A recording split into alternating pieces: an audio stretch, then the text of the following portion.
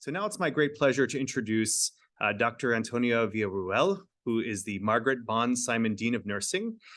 Dean Villarruel is a first-generation college graduate and daughter of an immigrant, and she's the first and to date only Latina nurse inducted into the National Academy of Medicine, and one of the few Latina nursing deans in the United States. But most importantly, she is a great friend of Perry World House, a great supporter of all of our work in global health, and it's really a great honor for me to invite Dean Villarruel to the stage to introduce our speaker. So thank you very much.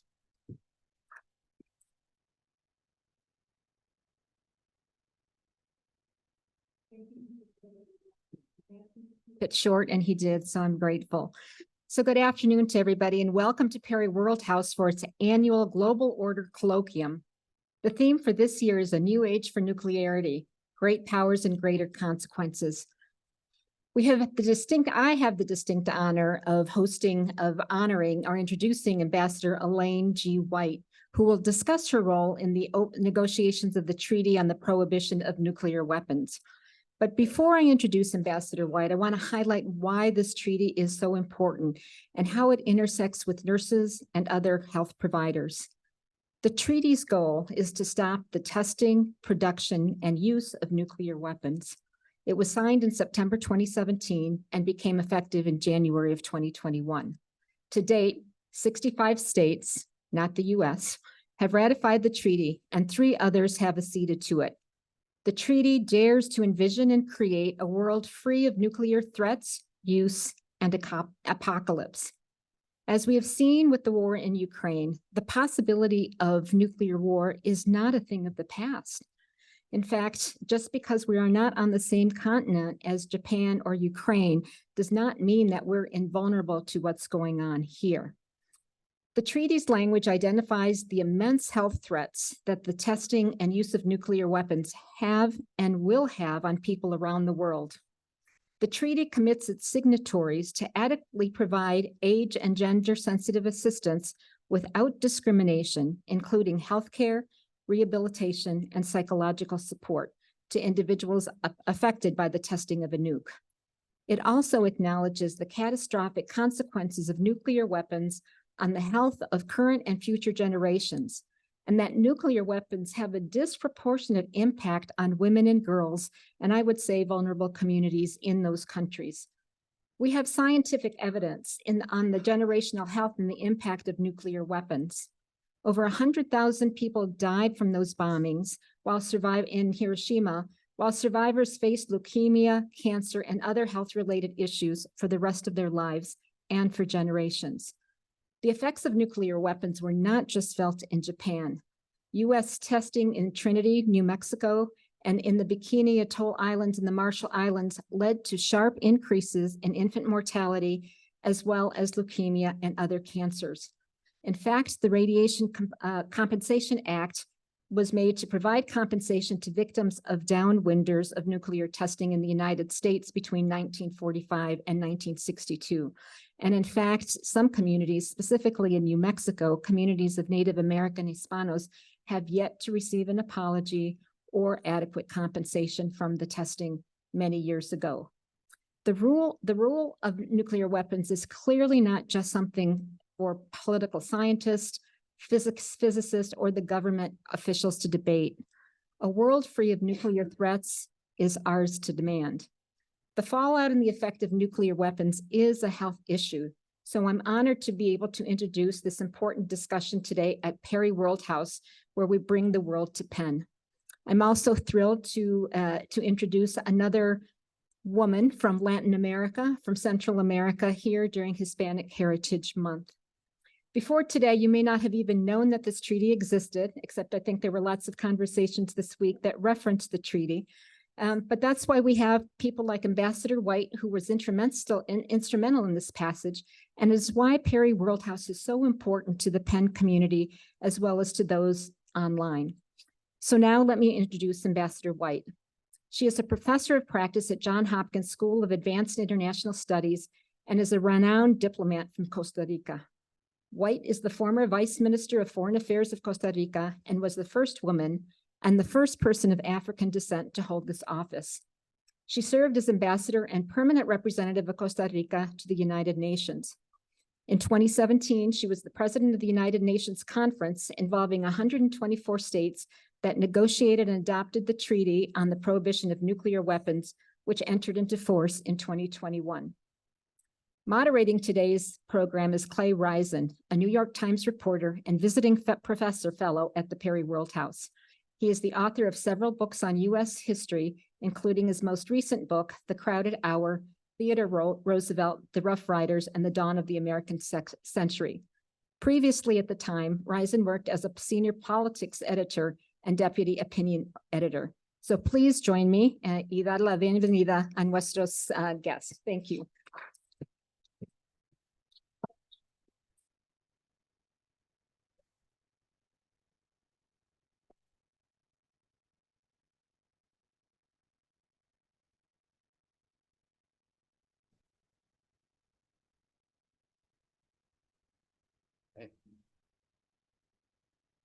All right.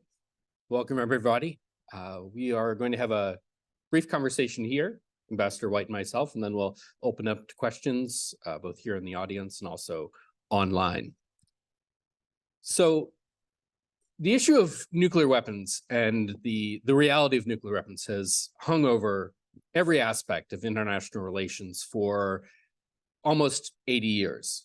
Certainly every conflict that has had any kind of significance internationally has been colored by the reality of and the possibility of the use of nuclear weapons, but also other issues, environmental issues, human rights, economic issues. All of these have been shaped by the reality of tens of thousands of weapons that, were they to be used, would dramatically alter, if not wipe out, human life as we know it.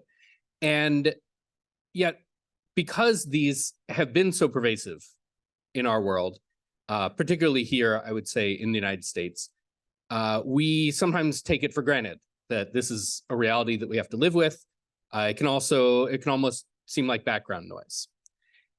And I think it's been a long time since a lot of people in the nuclear states have thought hard about what would it look like to live in a world without nuclear weapons. And sometimes it takes people from outside that world to start to conceive of and to start to build a framework that could move us as a world, as a global community, toward that reality. So today we're going to speak with someone who, arguably more than anybody else, has been responsible for starting that conversation and really moving it into a framework that has enforcement powers, has staying power. And I want to start with a question that sort of builds off of that, which is, Ambassador White, you come from a distinguished career in Costa Rica. But when we think of Costa Rica, we know it's a country that doesn't have an army. And so what was it about you personally? What was it about Costa Rica that made this that made you want to pursue and be involved with an issue like non-proliferation or nuclear disarmament? Thank you very much. Good afternoon, everybody, and thank you actually for that question. So Costa Rica abolished the army in 1948 and then constitutionally in 1949. And the vision of the founding fathers of the Second Republic was that security is a condition that you build with the development of the people. And you don't have to use force when there is cohesion in your society, and society is reaping the benefits of development. So we were pioneers in reality in what in the 90s became the concept of human security, freedom from fear and freedom from want. At the same time, we did so with in the context of a very adverse environment in the midst of the Cold War, and when we were surrounded by military dictatorships, and also saw it shows that you can actually build a different paradigm, even when the situations are completely, you think that they are completely taking you to behave in a different manner, or just to follow the spiral of conflict, competition, military buildup. We decided to do otherwise.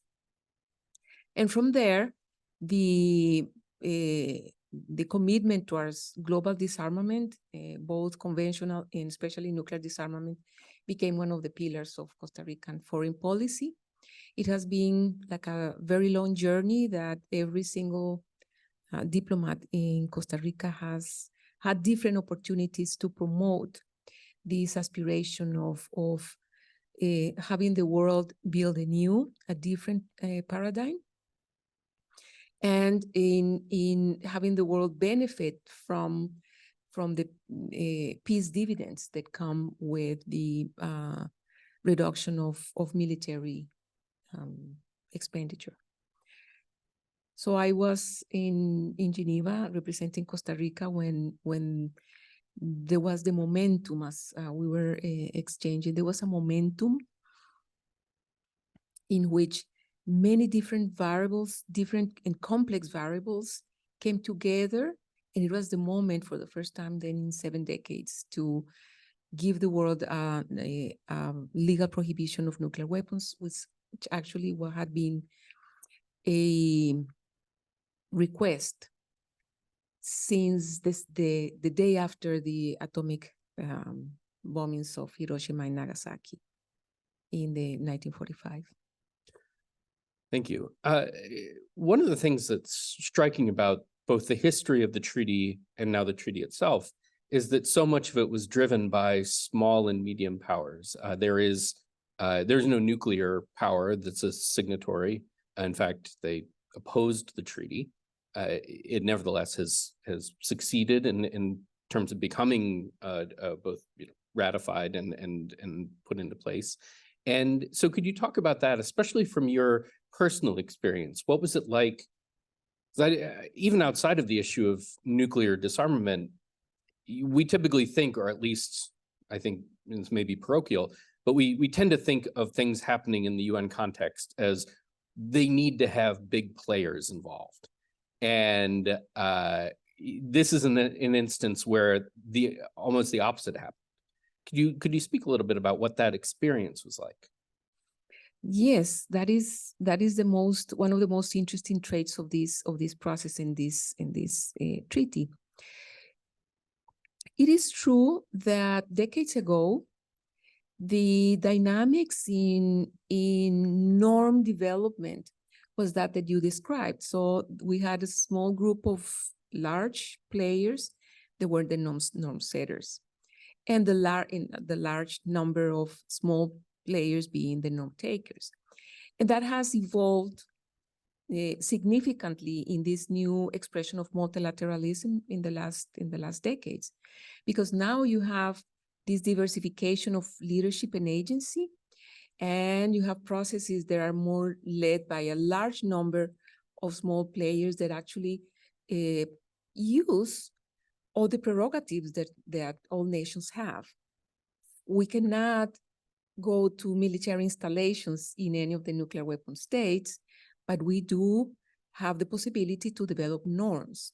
And norms, hopefully, and it has been shown in history, do have an impact on the behavior and the development of social realities. So I would like to mention, besides that characteristic that is, I would say, has been cemented more in the 21st century, that in reality, nuclear weapons historically have never been legitimized by the international community in reality. So it should not come as a surprise that there was a moment in which there was a turning point for this movement to propose to move the needle and already have a legal prohibition. Let us just start with the founding of the United Nations, because at the moment of the negotiation of the UN Charter, in reality, the nuclear weapons, the delegates did not know about nuclear weapons and the existence and their potential use. charter was negotiated. They finished around April. The detonations were in August. So the world was horrified by those detonations. And by the time the first ever meeting of the United Nations, the first General Assembly that took place in London in 1946, that was at the center of the conversation. And the first ever decision, the first ever resolution of the United Nations was precisely to deal with the issue of the so-called the application of nuclear technology to war purposes, and very clearly stated the objective of eliminating nuclear weapons from national arsenals. Then we went on to have, after the Cuban Missile Crisis, in Latin America was the first region to do so, but we have several regions that decided to become nuclear free. And also countries were ready to sign the Non-Proliferation Treaty in exchange for the promise of the nuclear weapon states, especially the US and the Soviet Union then, to engage in serious and conversations in good faith to move the world towards a world free of nuclear weapons. So historically, there has not been a legitimation ever, because the expectation, the overall objective of the international community is to see a world free of nuclear weapons. The expectation is at the NPT, for instance, that the rest of the countries decided to take the offer not to pursue nuclear weapons, but in exchange for that promise of the nuclear weapon state. So it has really not been a legitimate conversation. But decades ago, the conversation was still very much shaped by nuclear weapon states, by the security doctrines. And the small states or the non-nuclear weapon states were perhaps they were not leading the conversation in terms of saying or stating this conversation needs to be reframed. We need to move away from discussing only the abstract construct of the security of the state and discuss the actual evidence that unfortunately we have now. I said unfortunately because the evidence is being collected because of the human beings that have been affected. And that evidence shows that the discussion cannot be on abstract terms, thinking about the security of the state, when the requisites for the existence of statehood are population and territory, of course, government. But to think about a discussion that is abstract without considering the impact of those security policies on the other elements of statehood is really not sustainable. See, you mentioned the nuclear non-proliferation treaty, nuclear free zones. There's the Comprehensive Test Ban Treaty, various bilateral treaties. There's an architecture for arms control for non-proliferation. What is the need that this treaty fills? And is it because those were inadequate, or is this in addition to it, or a reframing? How do you conceive of this treaty's place within that architecture? Oh, actually, there was in 1994 a resolution by the General Assembly that requested an advisory opinion to the International Court of Justice on the legality of the use of the possession and a threat of use of nuclear weapons. And part of what the ICJ deliberated about was that there was no specific instrument where there was a specific prohibition towards the possession or the threat of use and the use of nuclear weapons that very strictly and clearly prohibited them as other weapons of mass destruction have specific treaties. The difference is that the other weapons of mass destruction have treaties that prohibit and eliminate at the same time. And this was the approach that the international community followed for some time with the assistance of international lawyers, and Costa Rica actually in 2 opportunities presented to the United Nations a proposal of a comprehensive nuclear weapons convention that did all of that in one instrument. And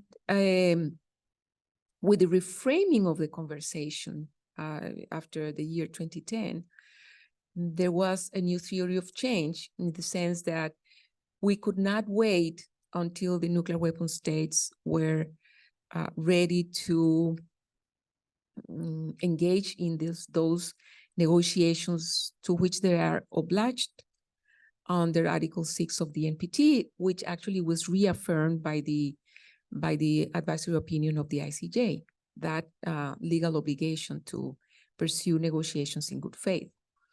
So we could not wait for them to be ready to sit and have those negotiations.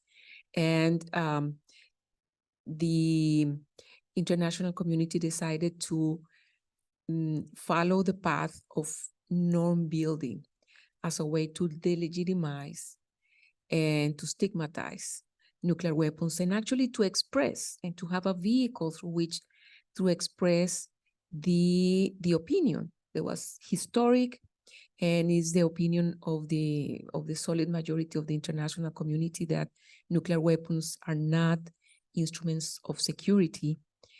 They are instruments of risk and existential risk for humanity, and that in the world that we live in, and especially with the impact that we know nuclear weapons bring about, there cannot be a security of some at the expense of the risk of the existential risk for humanity. See, one of the things that in your public comments over the years that you've talked about is the orthodoxy of deterrence and how this treaty pushes against that. Could you unpack that a little bit? What do you mean by the orthodoxy of deterrence? Well, let me start by this historic conversation that has given the non-nuclear weapon states this message that the possession of nuclear weapons is only for the security of the nuclear weapon states, and the threat of use of nuclear weapons is directed to other nuclear possessing states. And that since we supposedly do not, non-nuclear weapon states do not bring those security threats to the nuclear armed states, then we did not have to really worry, because we were complying with our part of legal obligations in staying non-nuclear. Part of what we are seeing last year, it became very clear that the possession of nuclear weapon has allowed a nuclear weapon states to invade a sovereign nation and threat to use nuclear weapons, not to deter NATO. In reality, it's not to deter NATO to intervene. It has really impeded the exercise of the right of individual and collective self-defense that is enshrined in Article 51 of the UN Charter, and is one of the principles of international law, the right of self-defense. So it's just that the possession of nuclear weapons in this situation has reminded us that all the initial tenets of deterrence really cannot be sustained in the long run. Needless to say, this phrase that deterrence works or has worked until it doesn't, and shows that there are assumptions, for instance, of the rationality of the use of nuclear weapons, of the credibility of the threats, or of this perception that nuclear weapons are going to be used by a rational decision of those who hold them, which we already know it's not the case. First of all, to start with the list, because there could be any accidents, there have been many accidents. There can be misperceptions, and there can also be decisions that don't follow that assumption of rationality. And actually, there was some weeks ago a very interesting article in the New York Times talking about a project. I don't recall the foundation. I don't recall in this moment. It's a very prestigious foundation in the US that has started this project to bring all the findings of neuroscience and all the findings that we have now about the decision-making processes of individuals, of human beings, to be applied to the consideration and the design of the control systems, especially in the US. This discussion is at this moment centered in the US, but it should be a global discussion that the whole world would expect to receive that information from the nuclear possessor states. What are the command and control mechanisms, and what can we expect in reality in terms of the process that each of them has designed to arrive at the decision of triggering the button? See, one of the things that's striking about the treaty itself, the text, but also the conversation around the treaty is how much of it is rooted in concepts of environmental justice, human rights, gender rights. These are concepts, I think, certainly in the rest of the nuclear control regime do not really play a part. They're not things that we tend to think of when we think of nuclear weapons, and yet they are very much at the center of it. And so can you explain for us a little bit why that is the case, why the treaty is that way, and why that's so important to how we think about nuclear weapons and disarmament? That's a very important question, because it should not really be a surprise that the treaty is framed in a systemic manner, using systems thinking and systems leadership. Actually, it was at the end of the Cold War that humanistic thinking stepped in international affairs, and I think the first field in which this was noticed was in the field of development. That the traditional discussion about development was framed in terms of economic output, measuring economic output. And from that conceptualization, we moved to defining development in terms of the quality of life of the human being and the entitlement of people's capabilities. Then we also moved to conceptualizing security, not only in terms of the security of the state, but in terms of human security. And also the concept of development, the field of development, it started to embrace the relationship with environment and sustainability. So there is in reality an evolution in the thinking, in the way that we are framing global problems in the international community, not from the silo perspective, but from an integral perspective that understands that human life is all interconnected.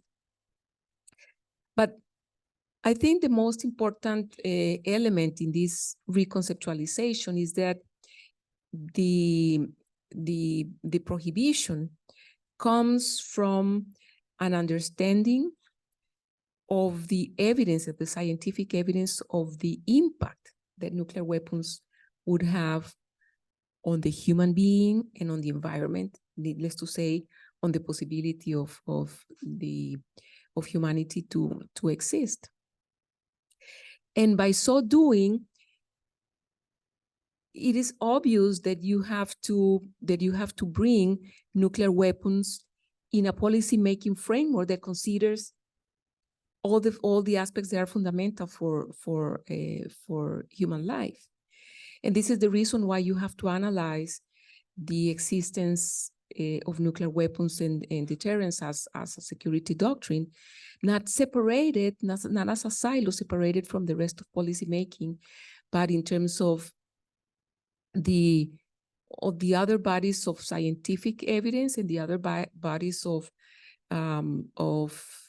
international law that have been created for and that rule the rest of other dimensions of the international system, whether it's human rights or the environment. So everything is interconnected, as was part of the message that we received in the conference from Pope Francis, that said we have to move to an understanding that everything is interconnected in this world. And this is the reason why right now we need, and this is one of the reasons why it is very important. The role of new generations also are very important. It's very important because we need systems thinking and systems understanding and systems approaches to the policy, all the policy making areas that we discuss at the international level. I see. As we mentioned, and maybe it goes almost without saying, is that the nuclear states did not play along. In fact, the United States, among others, lobbied against the treaty, and unsuccessfully, of course.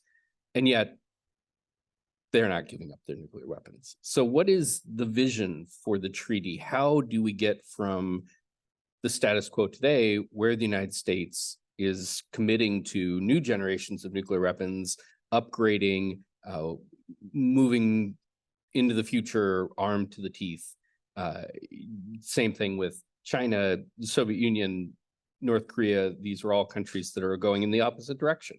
And so how does the treaty, how does the rest of the world turn that around? So the theory of change of the treaty is to consolidate this community of states that they previously were bound by regional treaties and regional prohibition treaties, and now they have come up to develop a global norm, a global prohibition norm. So the first phase is to consolidate that community and to continue on having strengthening the delegitimization and the stigmatization of nuclear weapons to have an impact in the way in which they are perceived and discussed around the world. Because what happens in the nuclear order is that it is a self-reinforcing, it's a reinforcing dynamics.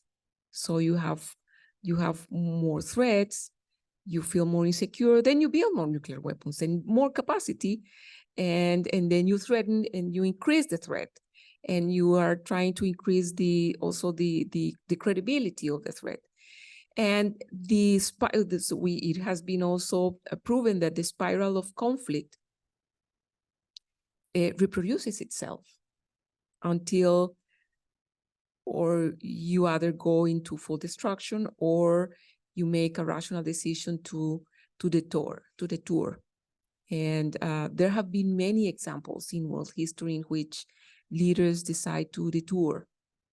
And we hope that by reinforcing the stigmatization around nuclear weapons and by positioning precisely the discussion, it is very interesting. And I have spent a lot of time in capitals of nuclear weapon states, and it is interesting that the public perception seems to have after the end of the Cold War seems to have, as you have mentioned, have put the threat that the existence of nuclear weapons somewhere back in the back burner, as if they did not exist, as if the threat did not exist or had diminished. And it could not be the current situation could not be farther from the truth. So we hope to increase the awareness and to follow this proposition that I think has proven truth, that led Einstein in 1946 to create another scientist that had been engaged in the Manhattan Project, create this organization of scientists to raise the awareness of the dangers of nuclear weapons, based on the belief that on the issue of control of nuclear weapons, it was society, it was citizens who had the power to raise awareness and to, as he used to put it, as to choose life instead of death, and put pressure on their governments to end this cycle of reinforcing competition and glorification of weapons, as if weapons were the answer to the conflicts that we live in the world today. Okay. I'd like to turn to some questions now. We'll start here with the audience, and we'll also do some questions online. But the first one, let's see, sorry. Oh, yes, I'm sorry. I was wondering what you were pointing at. We're going to line up here where Michael is. Okay.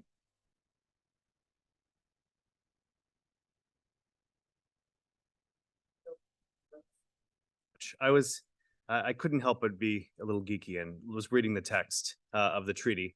So I have a question.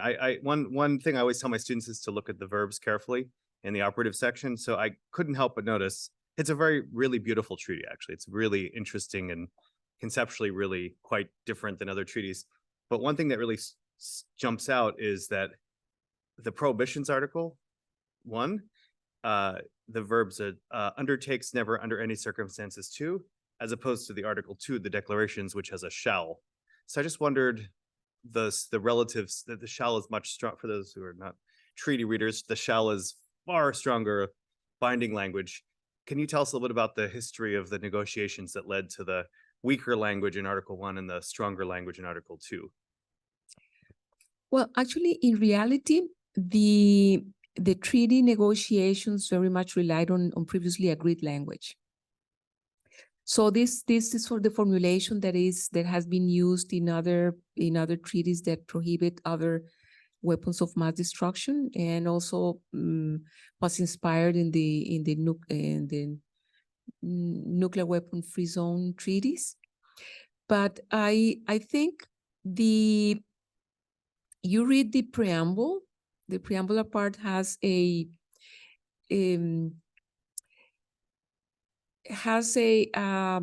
stronger tone than usual preambles, because this preamble is the one that consolidates this reframing, this new conceptualization of nuclear weapons from the point of view of the humanitarian imperative.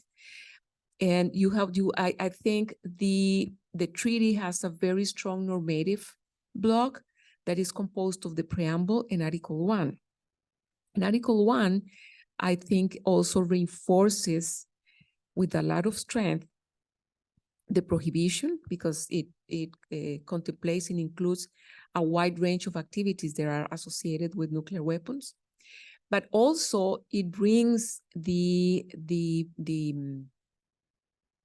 phrase of under any circumstances. Mm-hmm. Because part of what has been floating around in some nuclear weapon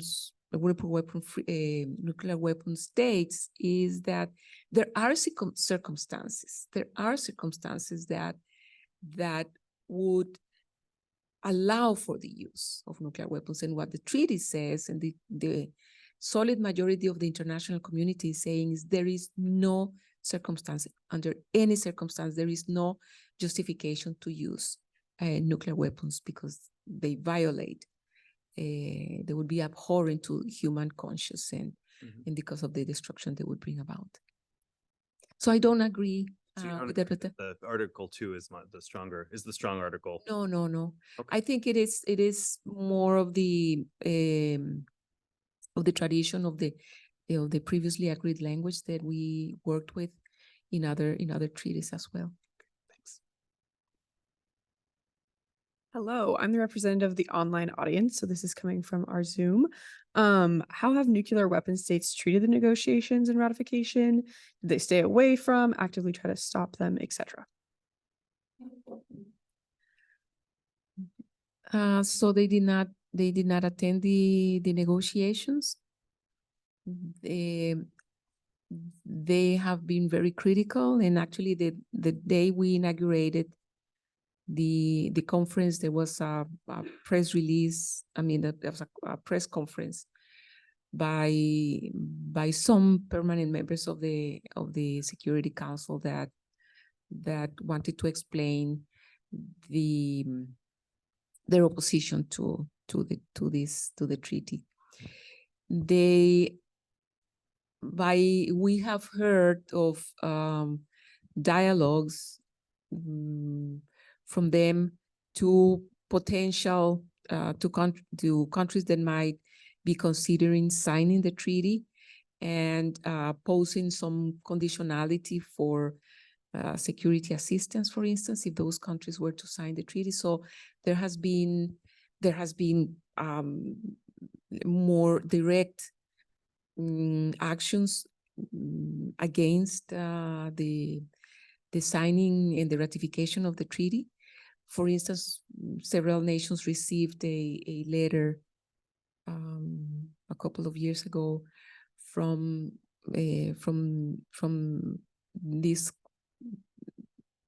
country requesting to unratify the treaty. So there have been strong statements against it, as well as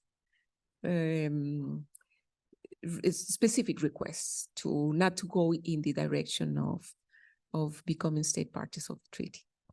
Thank you. Recognizing the aspirational nature of the treaty, I'm concerned, though, about the stability of it. If it were to come to pass, it would seem that any one state, in the absence of nuclear weapons, would have tremendous potential gain by being the only one who has a nuclear weapon. In addition, as the number of nuclear weapons becomes very small, the possibility of a first strike could also become more dangerous and perhaps more destabilizing. Well, the first comment I would have for that is that in reality, the goal of the international community, to which even the nuclear weapon states have committed to, is the total elimination of nuclear weapons, is to see a world free of nuclear weapons. Second, in reality, we have been living in the nuclear order for 70 years out of the thousands of years of human civilization. So the fact that we are living in this nuclear order is not the natural state of humanity in reality. And this is the reason why we have to break that cycle of this reinforcing dynamics of relying on nuclear weapons and the threat of their use and the credibility of the threat and the increase and the perception that countries do need to have an instrument that can actually disappear all of humanity to achieve their own perceived security, because it's obvious that after a nuclear war, if there are any survivors, nobody would like to be a survivor, right? In reality. So I strongly believe that we human beings do have agency. It is very difficult to think that despite what the books say or the national security doctrines say and the systems, the command and control systems state, it is very difficult to think that a human being would, in use of his or her reasoning, start a nuclear war. It is very difficult to think about that.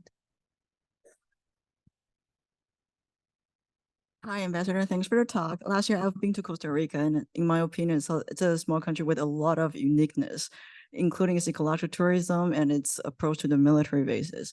So I wonder, in your opinion, why Costa Rica can be such a country that's playing a special role in this treaty, and how you got involved at the beginning. Thank you.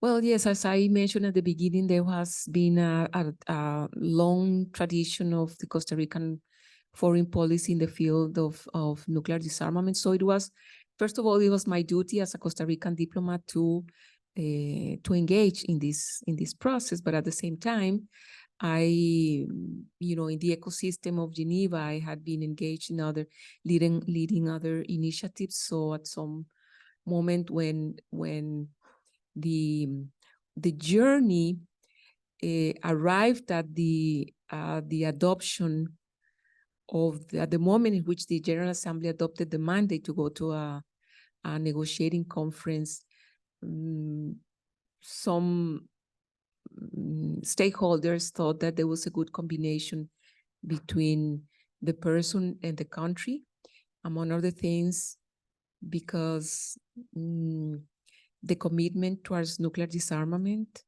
and towards this negotiation had to be bulletproof, or to be opposition proof and politically proof and unshakable. And everybody agreed that that was the case in Costa Rica, where the issue of disarmament runs so inherently in our DNA that there would not be any internal voices opposing that I would be engaged in this process. All right, another question from the online audience. There have been blatant violations of existing WMD treaties, such as serious use of chemical weapons, with no real consequence. Why do you feel this treaty would be different? Well, there is a discussion that it has gaining relevance today about the non-acceptance of the asymmetrical way in which different orders have been designed, the nuclear being one of them. But who have violated them? Who is it that it has violated the prohibitions? And why is it that there is the so-called selectivity? That if an action is committed, an action that violates a treaty is committed by my ally, then I don't say anything. If it is committed by my foe, then I completely reject it. I think that part of what we are seeing now, that many nations are building these blocks, and other nations are trying to call for non-aligned movements. You hear this in the narrative, an accumulation of disappointment towards this asymmetrical functioning and asymmetrical obligations and commitment and asymmetrical violations or compliance with the treaty obligations. In this case, the treaty is built into the rest of the architecture, and it has all the provisions that the treaty has included in relationship to the other components of the architecture, actually reinforce the legal obligations that states have vis-a-vis the treaty when they become state parties, and also the reinforcement of mutual or relationships of the verification mechanisms, like the safeguards mechanisms, the reporting that we all anyhow do vis-a-vis the NPT and the Atomic Energy Agency. So there is a culture of compliance. That you really review the culture of compliance, you would be surprised, because the countries that are state parties of the TPNW are in good standing with legal obligations throughout the overall architecture. Thank you for a great discussion so far. My question relates to nuclear weapon free zones and the TPNW. There are more countries that are a part of nuclear weapons free zones, which theoretically prevent nuclear weapons being developed there, but not all of those countries have signed on to the TPNW. We discussed this earlier in the week. I want to hear your thoughts on why you think that is, because you think that if you are a part of a treaty to ban or for a nuclear weapon free zone, that would complement and be no different than the TPNW. So why do you think there's that discrepancy? So I think my belief is that this is a matter of time, in a time frame. There was going to be a moment in which all the nations that are state parties of the nuclear weapon free zone treaties are also going to be state parties to the TPNW. It takes time for regimes and treaties to achieve universality. And just to cite an example and to illustrate this, there is the history that we have to analyze of other treaties relating to weapons of mass destruction. For instance, the NPT, which is almost universal at the moment, was not universal at the beginning, and certainly took almost or a little bit more than 30 years to have all the 5 permanent members of the Security Council being state parties. So I think it is a time of it is a matter of time frame for the analysis. Hi, I would like to go back to 2 points you brought it up about raising public awareness about the threat and the power to raise awareness. So thinking about our role as academics, as journalists, as society, where do you see us going in this quest for raising awareness, and especially about the power? Who has the power? How can we get the power? How do we share the power to do so? Thank you very much for that question, because I have to tell you that a source of strength for me in the negotiation process and in this work has been the survivors of the atomic bombings and of nuclear testing throughout the world. For 7 decades, they have not stopped believing. Any single day, they have not given an inch in their strength to tell the world about the reality of nuclear weapons use.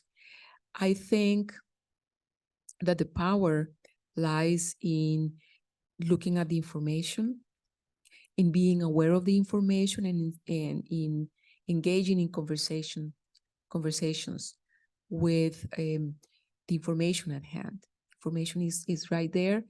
And I have to say that I have given some presentations and lectures about the humanitarian impact, and I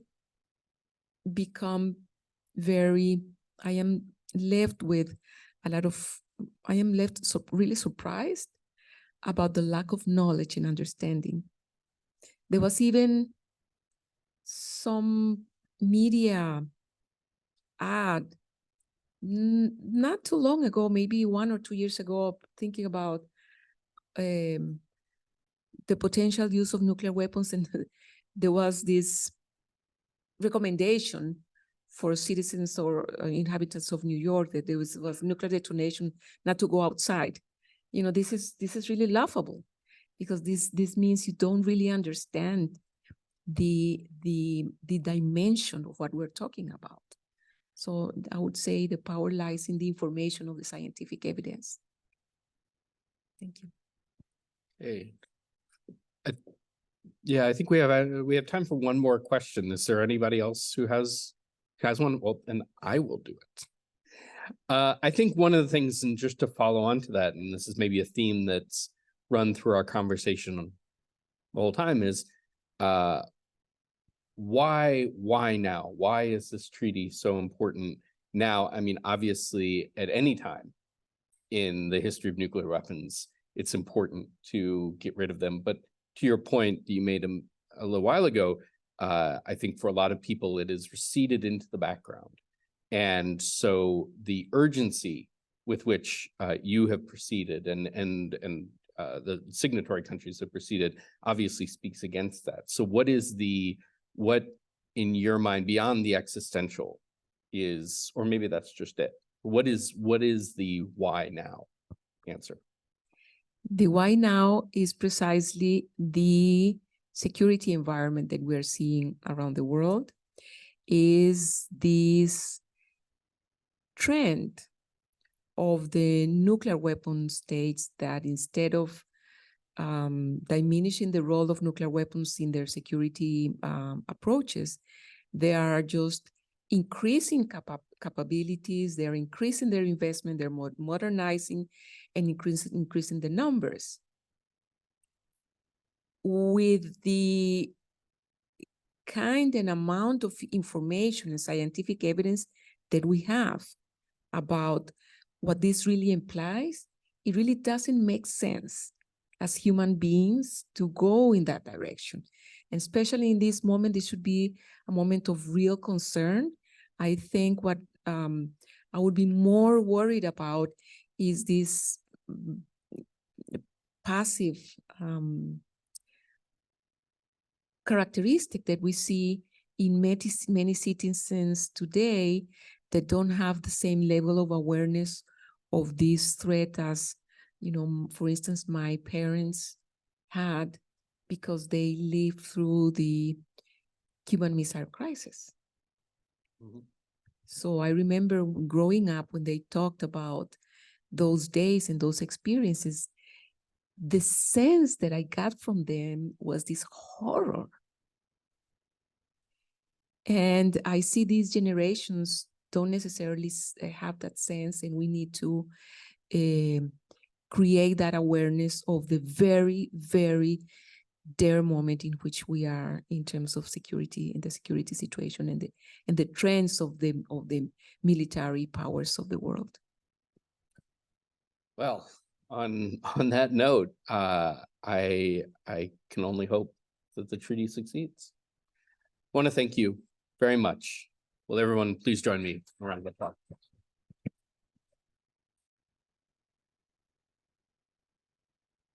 And let me add my thanks and admiration, Ambassador White, Clay. It's really a pleasure to have both of you here. It's a pleasure to have many of you here for the whole week for this really important discussion we've been having. And I hope, Tom, that we will continue this. This will be part of a longer discussion. And I think you've just uncovered many interesting evidence, including at the end, about how to actually really communicate really what it is that we're talking about, not making this just an abstract and academic discussion. So thank you again for all of that. Let me also let the audience know that our next event in this room will be Wednesday, October 4th, and it's a special treat. special time, special treat, 11 a.m. Wednesday, October 4th, and it's called A Taste of Culinary Diplomacy. And we'll have two really interesting guests here, two celebrity chefs, Amanda Freitag from Shopped and Philadelphia's own Michael Solomonov from Zahav and others. So that will be right here at 11 a.m. on October 4th. But most importantly, once again, please join me in thanking Ambassador White, Clay Risen.